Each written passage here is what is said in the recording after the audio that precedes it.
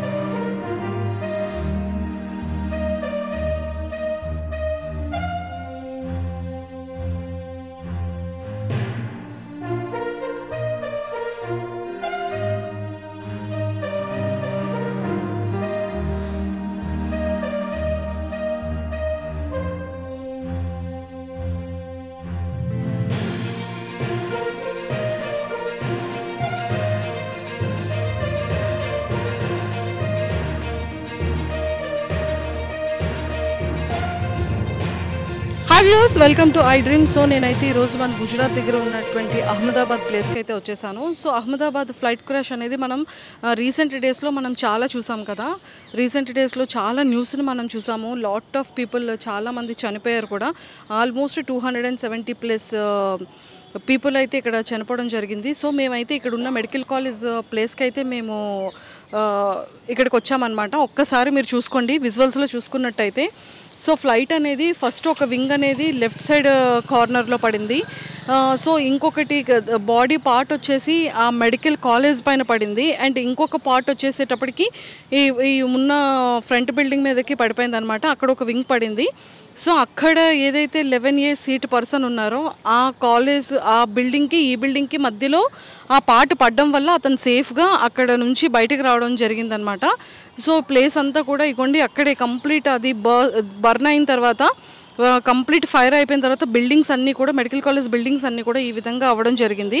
Almost 270+ people అయితే ఇక్కడ చనిపోవడం జరిగిందనమాట. అండ్ మనకి ఎయిర్పోర్ట్ నుంచి ఇక్కడికి ఎగ్జాక్ట్గా 2.7 to 3 kilometers డిస్టెన్స్లోనే ఈ ఫ్లైట్ అనేది ఇలా అవ్వడం జరిగింది. సో ఇక్కడ మనం విజువల్స్ చూసుకున్నట్టయితే కంప్లీట్గా అక్కడ పోలీస్ ఏదైతే బందోబస్తు ఉందో ఆ ప్లేస్లోనే ఫ్లైట్ అనేది పడిపోవడం జరిగిందనమాట. సో మన అహ్మదాబాద్ ఎయిర్ ఇండియా ఫ్లైట్ని అయితే మనం ఆల్రెడీ ఒక పిల్లోడు కూడా విజువల్స్ తీయడం జరిగింది కదా. సో ఇక్కడ నుండి జస్ట్ 250 meters బిల్డింగ్ పై నుంచి అబ్బాయి వీడియో తీయడం జరిగిందంట. సో కరెక్ట్గా ఆ ప్లేస్ నుంచి ఈ ప్లేస్కి వచ్చి పడిపోవడం జరిగింది. అది ఒక వింగ్ ఒక దగ్గర అండ్ ఒక వింగ్ వచ్చేసి ఫ్రంట్లో పడడం జరిగింది. బాడీ అనేది 2 pieces కట్ అయ్యి ఈ మిడిల్లోని పడడం జరిగిందనమాట. సో 2 pieces అవ్వడంతో ఇక్కడ ఫ్లైట్ అనేది పడ్డం, వెంటనే మంటలు రావడం, వెంటనే బరస్ట్ అవ్వడం, బిల్డింగ్స్ అన్నీ కూడా ప్రాబ్లం అవ్వడం జరిగింది. సో మన అహ్మదాబాద్ ఈ ప్లేస్కి అయితే ఇక్కడికి చూడడానికి వచ్చామన్నమాట.